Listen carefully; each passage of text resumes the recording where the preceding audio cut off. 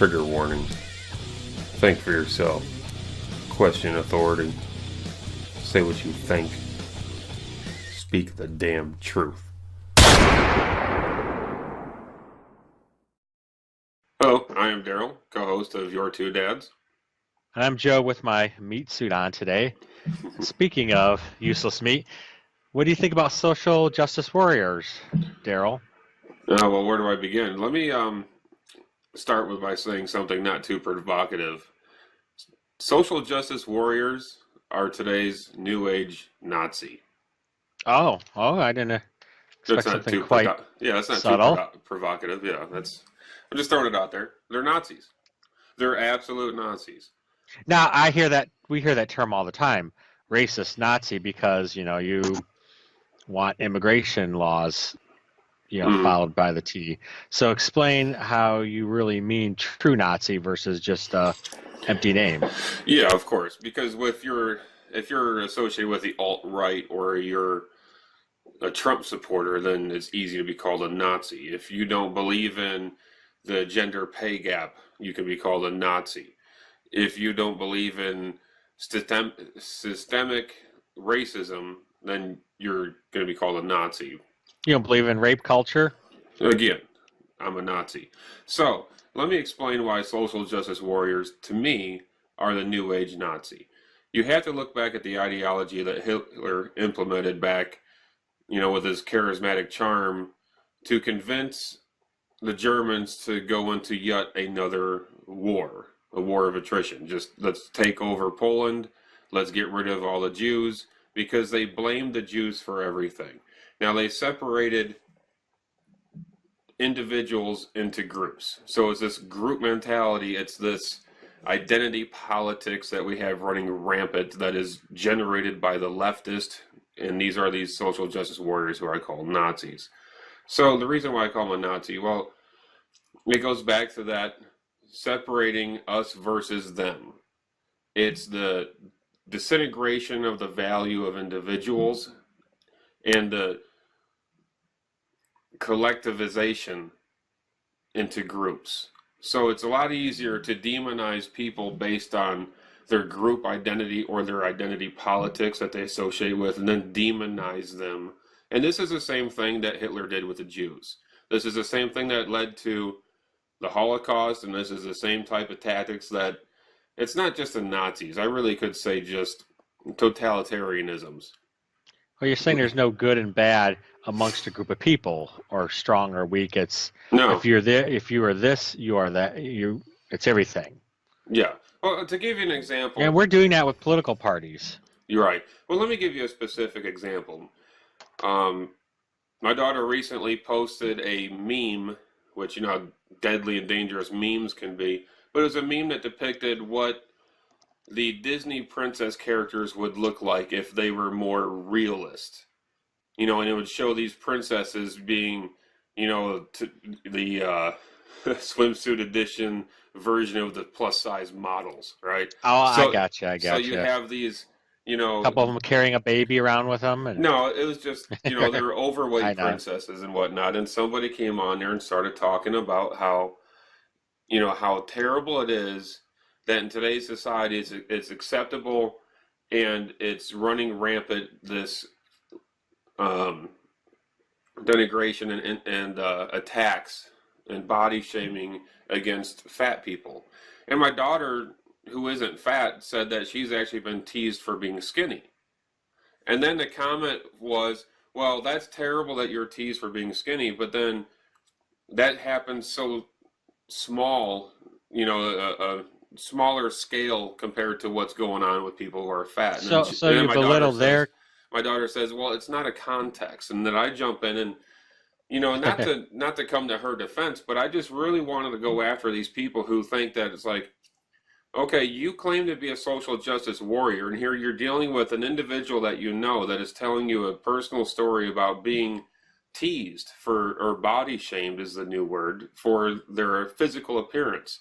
And then you minimalize that, you marginalize her story and her individuality for the sake of this larger group that you're sympathetic to. And this is identical to what happened in Nazi Germany. Now, not all Nazis were racist bigots, but they were transformed into that because they bought into this identity politics, this group think mentality, where the Jews are a small minority, but they hold all the power and all the whatever. But it's this, larger group of us Germans who are being victimized. So we need to exterminate the Jews, and we'll be happy. So, okay, if you have a larger group, some say up to 60% of Americans are overweight. So you have a larger group of Americans who feel attacked and body shamed by this skinny culture because Hollywood portrays skinny people to be attractive. So let's attack skinny people. And my argument is that I see it's more acceptable to go after skinny people. I was watching. So you're talking about a minority kind of. It's okay to. They're saying she's marginalizing their bigger cause, yet they're playing the same attack on her that they're complaining about that they're getting. Yeah, her friend was marginalizing her because you're being teased because you're skinny. Well, that doesn't happen as much as this bigger victimhood. So I said, but taking her voice as an insult. Right. So I said one of my comments was, here we go again with the victimhood hierarchy, because that's what it's all about. It's a race to the bottom. Yeah. If your victimhood status isn't larger, then you have no say. You have no power. See, this all comes down to a struggle of power. So they find power in being victimized. And that is what makes a social justice warrior the New Age Nazi.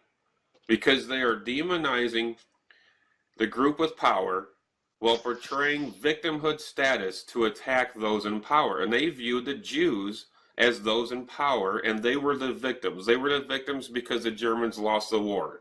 They were the victims because the treaty that ended World War I left them in shambles and drug them right into a Great Depression. And so they turned to the people who had money and power, which was the Jews, even though they were a minority group and weren't responsible at all, but they needed somebody to blame. It's like fat people blaming McDonald's, fat people blaming the skinny model because they make them feel self-conscious about themselves. I mean, the black person blaming the white man with a job because they don't have a job, so somehow it's their fault. So let's attack people in a position of power that we assigned them with this subjective quality of power. I mean, what is real power? It's subjective. So that's basically summarize. These New Age social justice warriors are Nazis. I definitely recap with the victimhood hierarchy. Mm-hmm. I was watching the video, the music awards last night. Oh yeah, the Grammys. And of course it was a political thing. It was pick on Trump at times thing, although at least it wasn't entirely that.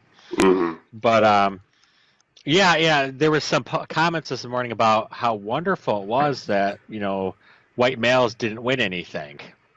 No, but that's not and it was sexist. Celebrated. And you turn these things around and say, wouldn't it be great if black males didn't win anything? Or and it sounds horribly racist when you just switch the left and right of that. Mm-hmm. Which tells me it's wrong. But and my thing is if no white males were qualified, then I get it. It's kind of like sports. Mm-hmm. Certain sports, certain groups of people tend to go to the top. And if you want to talk about injustice, go down to the music industry, go down to, why address it at the entry into the whole industry. Go into, let's say I didn't see a single Asian up there. Of course that's not a problem because MTV and Popular, hasn't been brought to their attention that there's this group out here ignored. Yeah. Because then if you bring it to their attention, then all 5 of them will be Asian next year. Well, I also didn't see any transgender midget bisexuals. Oh my gosh. I did not see any transgender midget bisexuals up there either. Mm-hmm. Wow. What a closed-minded group. So what you do is you go into those neighborhoods, go to Chinatown, go to Detroit, go wherever as a record producer and look for talent. Mm-hmm. Get the cost of admission equal and then let whoever's at the best work their way to the top, just like you do with sports. And sometimes it will be certain groups or not certain groups, depending on interest level, natural ability, whatever, social. You know, I don't know how many people out here in Hee Hawville, want to be a rock star. They don't want to be a rap Hmm. star; they want to be a rock star. It's like, okay, it's just the culture here. Right. But to sit there to celebrate not having something is going a step too far. Well, not everybody's supposed to have everything. This comes back to, I think, what you're drawing one step further beyond the final solution of the Nazis, which is to create a utopian to where everything's perfect. But yet, along the way, we have to build our foundation on the corpses of millions of people who were in our way, so to speak. Yeah. So this is the problem that I have with social justice warriors, because they're not fighting for social justice. They're fighting for subjective justice. So the SJW should stand for subjective warrior Subjective. justice, because it's not social. Social includes everybody in society.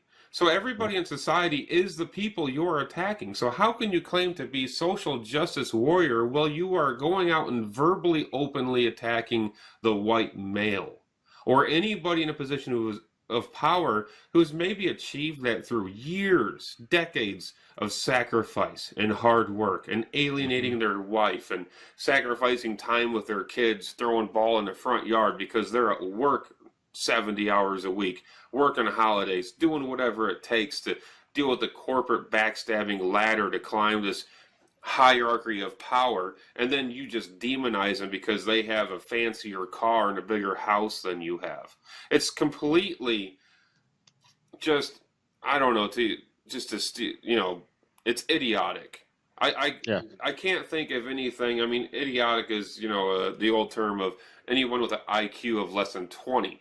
So basically, ranch dressing in a D-sized battery has more electricity going through its membrane than an idiot does that would think something like that.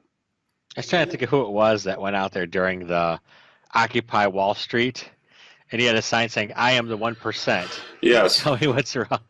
And that was a good one. It's kind of like saying, I wish I could remember his name, but I did see that video, and it was about a good hour and a half, 2 hours long, and I watched it all, but I cannot remember his name for the life of me. And he actually proved how small-minded and jealous these people are, and that's what it is. And a lot of them are young. I remember being a teenager, being a young adult, and just thinking, oh my God, it is such a struggle. Now, I come from poverty. I come from welfare.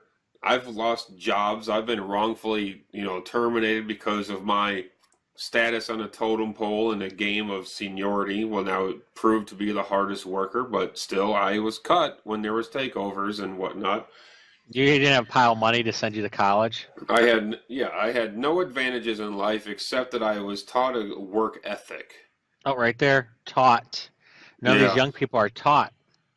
Well, okay, so I'll use my wife as an example. She wasn't taught anything, but she just knew that she didn't want to be poor and dependent. She wanted to be strong and independent. So she's worked all her life, just like I have. So she's seen that in me and respected that. So I guess when you see this privileged video that went viral on YouTube, that one of the qualifiers was if your parents are still together, if you grew up in a house with a mother and father, take one step forward. It's like, why is that an advantage? That's that's commonly brought up too. Why would you demonize that child because they grew up with a house with a mother and father? The other thing was, if you have an academic scholarship, take one step forward. Since when is an academic scholarship a privilege? You got to work your ass off to get an academic scholarship. So do you have to work your ass off to get a athletic scholarship? Yeah. Oh, but they didn't mention that because why? Probably to sound racist, those black people would have taken a step forward also. That would ruin their agenda. It would ruin their results and their agenda, which goes into a whole nother subject matter, the point of that. And I've seen that example so many times by the social justice warriors online saying, when you start the race behind or when you start to race ahead, and they're exactly referring to that video. Exactly. Their Bible. That has Mm-hmm. really become their Bible. And like you said, you leave out the sports thing, and as someone who's non-athletic, I can knock and belittle that, and that's human nature. Yeah. Just like academics, if you're not in that category, you knock and belittle it, but you just point out how hard of work that is. Yep. And I will add, not knowing sports, I was easily doing that, but that actually is a lot of work. It's every day. Yes, it is. So It's cutting it's out a it's large equally competition difficult. field too. It's equally difficult to work your brain to work your body. It's equally difficult. It's just two different neurological pathways. One is more geared towards, catching and throwing and hitting a ball, or one is more geared towards reading a book and actually retaining what it is that you read so you can pass a test. And it gets Reading painful trying to do that up here, exactly. like it does exerting too. Exactly, and that's one thing I've noticed with these social justice warrior types is their reading comprehension skills. Even though most of them go to college, their reading comprehension is terrible. Because when I got into this debate with Facebook, this person couldn't even remember the things that they said 20 seconds ago in a debate. And so when I'm having to copy and paste and repost this is what you said, then this is what you said, then this is what you said, and it's one thing contradicting another, and then I just walked away because then they started using, well, my definition of good is, it's like, look, you can't alter definitions to suit your ideology and what you're trying to say because you're trying to worm your way out of losing a debate. And that's the other problem that I have. Well, That's the other problem that we face is this narcissistic, tendency to not be willing to admit that you made a mistake or you're I'm a wrong. winner. It's the trophy thing. Exactly. Translated to this, I'm a winner. It's kind of funny though. You brought that up, and there's someone I know online that's a very anti-religious, super atheist, I call it, and they made a good point. They said this is not the proper format to talk about why I'm at this. I need a couple hours face to face if I'm to explain my point of view and where I come from. Look, if you need a couple hours, and I do hours, kind of get that. What's that? I'm going to say, if you need a couple hours to explain your belief on something, then you don't believe what you're saying. Well, I'm going to disagree with you there. Okay. Because sometimes you got to explain a life journey, especially I'm super Catholic, let's say. Mm-hmm. You're super atheist. Mm-hmm. You might have to explain, at age 10 this happened, at age 13 this happened, I learned this. If it's well thought out and there's a lot behind it, I can get that. I kind of argue against those ones that come up with three-liners, four things, and I feel this because of this, and then they don't have a good. That's kind of what I'm getting at. Well, let me elaborate a little bit more on why I said what I said. If you believe in God and you believe there's life after death, this is what you say. I believe, now this is a terrible tangent to go off of social justice warriors and Nazis, but let's just dive into this really quickly here. Yeah. If I'm an atheist, I'll start with that. If I'm an atheist, which I'm not, but I'm just saying if I'm an atheist, to play devil's advocate here, I'm going to say I don't believe that there is a God. I don't believe there's a creator. I don't believe there's angels and demons and ghosts and all this stuff because there's never been any scientific evidence to prove it. And I'm the type of mindset where I need to see it to believe it. Now, that's it. That's all you have to say. And now say I respect your right to believe in what you want, therefore you have to also respect my right to believe in what I want. Except my values of belief is I need evidence and proof. Now, a Christian or a Catholic or a Protestant or anything would say, or Buddhist or whatever, well, really not Buddhist, most of them don't believe in a creator, but a Muslim would say, well, I believe in God, I believe in a creator because I look around me and I see beauty in everything that I see, and science hasn't proved the existence that a creator does not exist, and they still don't understand what happened before the supposed Big Bang Theory. So therefore, it's open to me that there is a possibility where there's a creator, and I believe that. And then that's when an atheist and a religious person would say, okay, well, let's just agree to disagree, but let's talk about what we want for dinner. I like steak, so do I. I like pizza, so do I. There's much more things to agree on, but it just bothers me when there's this battle to try to impose your beliefs on somebody, to try to win them over to your side. To me, that's not what freedom of religion, the First Amendment, is all about. Yeah. Now, I didn't need several hours. What's that? I didn't need several hours, and I just argued both sides. I know what you're saying. I know what you're saying there.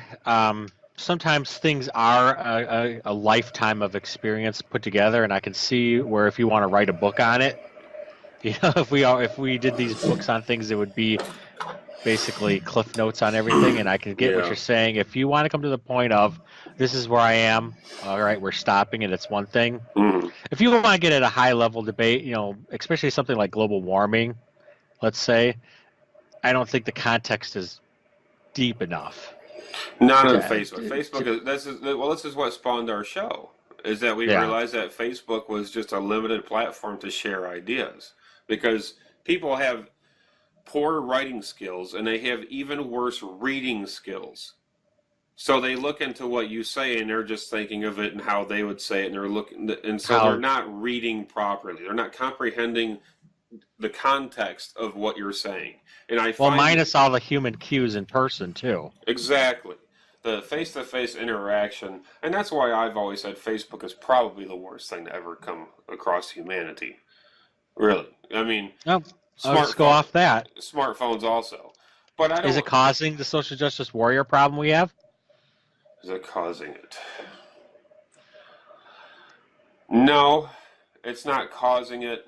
I think that a lot of people say that Facebook and social media is a echo chamber. I don't think it's an echo chamber. I think it's an amplifier. I think it amplifies the idiots to make them seem like they're more than what they are.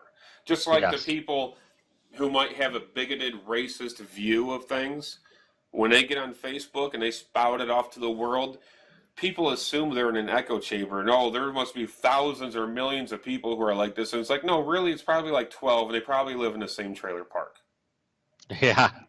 Just don't go down to Redneckville, Georgia, or whatever it is. Not to denigrate Georgia in any way, but I mean, I'm just using that as an example.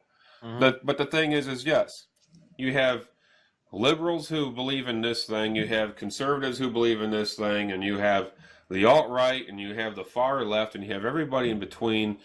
And we need to talk about how do we fix this, because it's really easy to just tear apart one movement versus the other, and we're going to be guilty of doing the same thing with this identity politics. We're actually pointing to ourselves and saying we're the enemy when all we do is we attack the SJWs and call them Yeah. Nazis. Now, but here's the thing: you can never fix the problem without realizing what the problem is. And so I label the SJWs as Nazis, and I point to, what I would consider, off the top of my head, a decent analogy, and pointing to historical, empirical evidence of what happened. And so I see a lot of similarities happening today. So what do? Well, let's use history. We have over 100 years of good history of leftist totalitarianism, followed, that's pushed by an authoritarian dictatorship claiming victimhood status, whether or not you want to call him Hitler or Lenin, but they basically did the same thing. Same with Mao. And you're They talking about, rallied up. How did they get into power? well, they got into power through identity politics and appealing to the victims. So they amassed an army and they went after people who were in power. That's how it always happens. So the enemy. So Trump is like the Bolsheviks, right? Trump is like the World War I government against Germany. No, He's the cause. He's the catalyst to the next Hitler coming. So is the next Hitler coming going to be like Bernie Sanders, or somebody who comes by saying, "Ta-da! I'm going to fix everything this horrible person tried to do to you." no. I would say to use that type of analogy, I would say that people like Bernie Sanders would be the new age. Well, he's not in power, so he tried and failed. Same with Hillary, he Hmm. tried and failed. So you have to look to people like Obama, who got 8 years in office, who was a globalist, who pushed this identity politics. That's where it started. People forget that. Where did this start? Where did the second wave of political correctness come from? It came from Obama.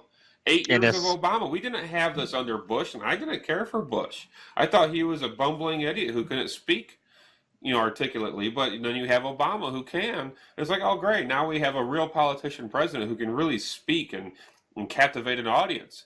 But that is until you realize what he's doing and what he's saying. He's dividing America by going after guns every time there's a shooting, by going after men who make more than women. He perpetuated that lie more than anybody in office ever did.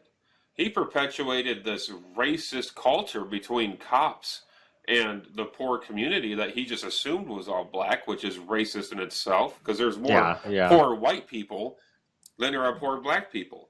So Obama was Lenin or Stalin. Obama was the Bolshevik Revolution, and he sparked the SJW. Now, if anything, if you want to say Trump, let's use Trump as an analogy. Trump would be like Winston Churchill. Okay, he was the one that seen this for what it was and said, this is terrible. And he said, and Winston Churchill said, we need to eradicate Bolshevism from the world because it's going to spread like wildfire. And it did. And it's in America now. What we're dealing with now with the SJW is Bolshevism. And there was no difference fundamentally between the Bolshevik Revolution and the Nazi agenda. Go after the people in power. Lock them up. Exterminate them. And so what do? Well, we need to limit, once you label the problem, then you need to limit going after and digging in and attacking and attacking and attacking. I think you need to promote education. You need to promote reading, comprehension skills. Use YouTube for a tool that it can be, and actually watch some documentaries, not funny cat videos or live in what is actually an echo chamber by searching up things you like. Search up things that you don't like. Push yourself to look at something that you don't like. That's why I watch MSNBC and Chris Matthews, and I watch Tucker Carlson, and I'll still listen to BBC Radio, and I'll still listen to NPR, and I'll still listen to Rush Limbaugh. I'll still listen to all of these people, Alex Jones included, but at the same time, at the end of the day, I think about this stuff for a long time. And then I come to what's important. Then I look at my kids and what they're dealing with. And that's what's important. Yeah. It's like, I go research, and I was looking up George Soros. You've always heard the right wing. He's evilest man in the world. I'm like, all right, well, I saw that he gave a ton of money to stop child trafficking. Yeah. I'm like, well, I could truly, really support that. So I start looking up, and there's about 200 some organizations, and it's like, oh, that's really bad. Oh, that's really bad. Right. And, the same thing. Now I'm much more, I can say he's done some really evil things along with some good things. What can you say? I mean, I guess you could say that about Hitler too, but that's the human nature, right? The good versus evil. Yeah, that battle is within every individual, and that's why we need to come together to fight identity politics and collectivization of people based on outward appearances or opinions, and realize that people can have different opinions and different things, and opinions can change over time. So don't lock somebody in a gulags because they think a certain way today, because something can happen and it can change their mind. So it's better to win the war of ideas by dialogue. And what I see is what happening is the left, they don't engage in debate too much, whereas the people on the right, they almost look for it because they want to challenge their ideas. And if you never challenge your ideas, then when push comes to shove, when you actually have to stand on your own 2 feet and yell into the crowd and tell and explain to the masses and why you think you're right, you're going to realize that you are so unprepared to defend your own ideology. They can't. Their key tool is disruption. Stop someone from speaking. Pull fire alarms. Protest violence. Whatever they can to, they'll fight tooth and nail to allow someone they disagree with to speak in a public university. And so what did they do in Nazi Germany? And when the law actually supports them speaking, they lock those people in concentration camps. So if the social justice warriors ever get into power, they're going to be locking people like me and you and the people who agree with us into concentration camps because they don't want to hear us. They want to just believe what they want to believe because they have this strong desire to be right. Yeah. Yeah. So that's why it's important, and that is, again, to go back to the original point, social justice warriors are the new age Nazi.